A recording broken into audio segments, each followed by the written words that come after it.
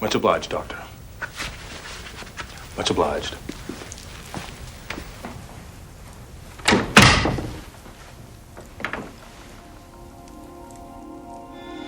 John Garrideb has an English coat, frayed at the elbow and trousers, bagged at the knees with at least a year's wear. Despite what he says, I'll wager that he hasn't just arrived in this country. You would hardly refuse to trade with someone who possessed a diamond of, exceptional quality? That depends, Mr. Mycroft. Oh? On what? The provenance of the diamond, of course. Oh. Its legality. Even if it were brought to you by a respectable member of society? Her Majesty could offer me the crown jewels, and I'd still refuse to do business with her. Mm-hmm. Strange to think that pieces of crystallized carbon could be the cause of such great human happiness and tragedy.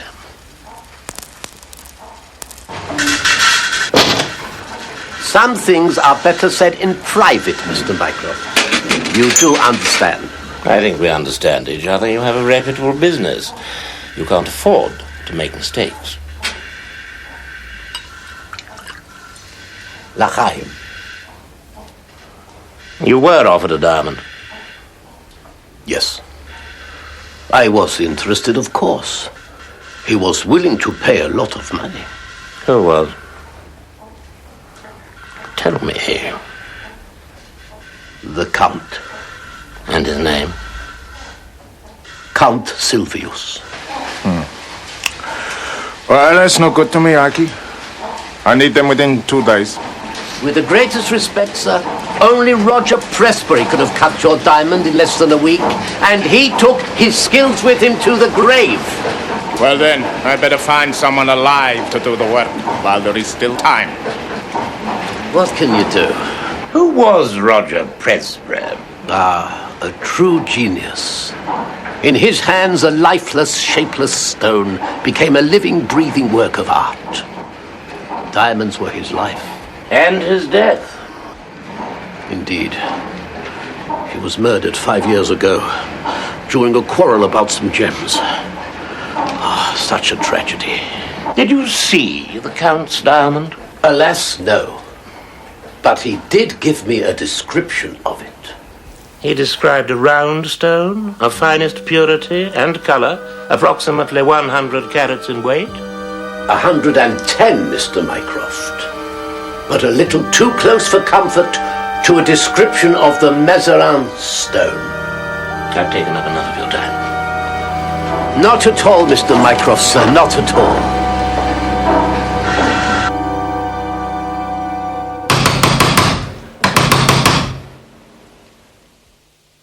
Ladies!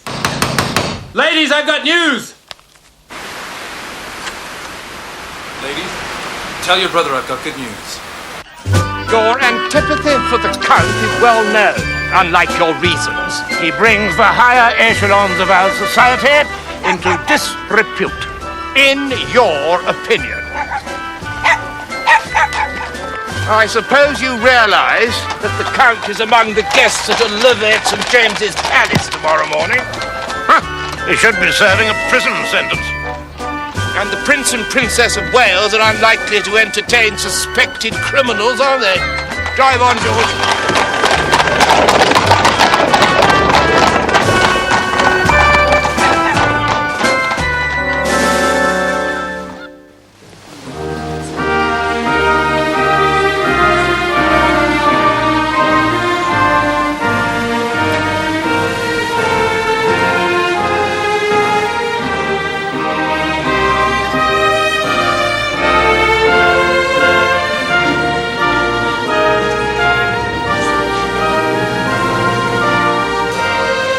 Enchanting.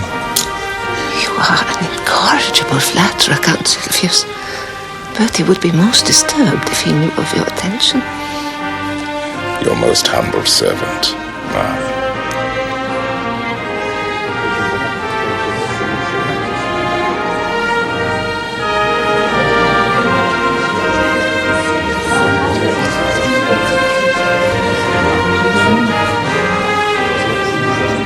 A beautiful little thing fits strangely in the wrong hand.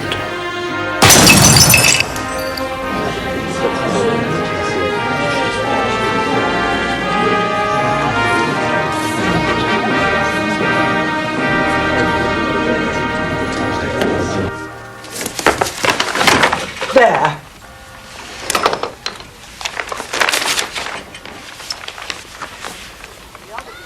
Howard Garideb, constructor of agricultural machinery. Binders, reapers, steam and hand plows, drills, harrows, farmers' carts, buckboards, all other appliances. Estimates for artesian wells, apply Grosvenor Buildings, Aston. John, Nathan, and now Howard. The third Garideb. Read the advertisement again, Doctor. Look at the spelling. Howard Garideb, constructor of agricultural machinery, binders, reapers, steam and hand plows. And how do you spell plows? Plows? Oh, that's American spelling. Well, it could be a printer's error. Buckboards. Artesian wells in Birmingham. So, you're implying that this advertisement has been written by an American, John Garideb. And this Howard Garideb simply doesn't exist. And yet he has asked Nathan to meet him in his office alone tomorrow night in Birmingham. Now, something is wrong, Doctor. Terribly wrong.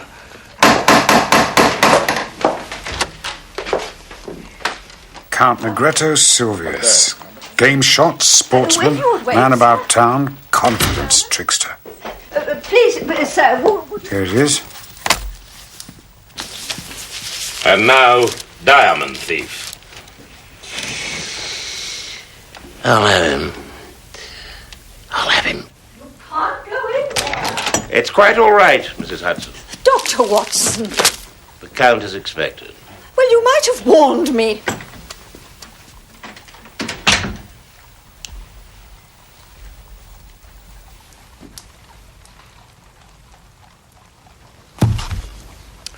I want to talk to this man in private. Stay where you are, Watson.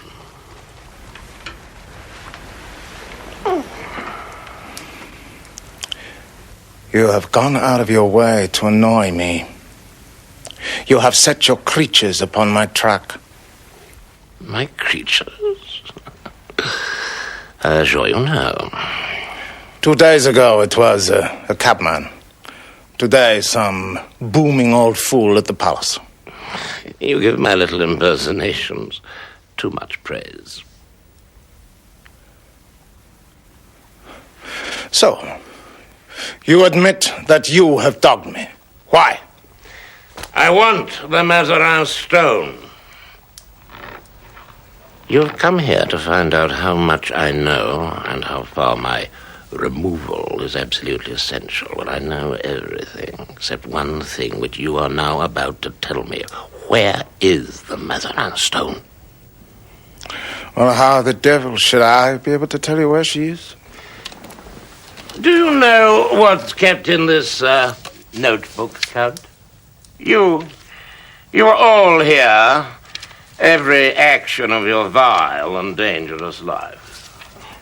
You know you will make nothing of that. Here is the robbery on the Train de Luxe to the Riviera. And here, in the same year, Count, is the forged check to the Crédit Lyonnais. No, you are wrong there. Then I'm right on the others. Now, Count, you are a card player. When the other fellow has all the trumps, it saves time to put down one's hand. What has all this to do with the Mazarin Stone? I have the cabby who took you to Whitehall and brought you away again. I have the attendant who saw you lurking near the jewel case. I have the jeweler who refused to cut the stone up. That's the hand I play from. But one card is missing. Queen of Diamonds. You're wasting time if you believe I have her. continue to dog me if it amuses you. Don't amuse me.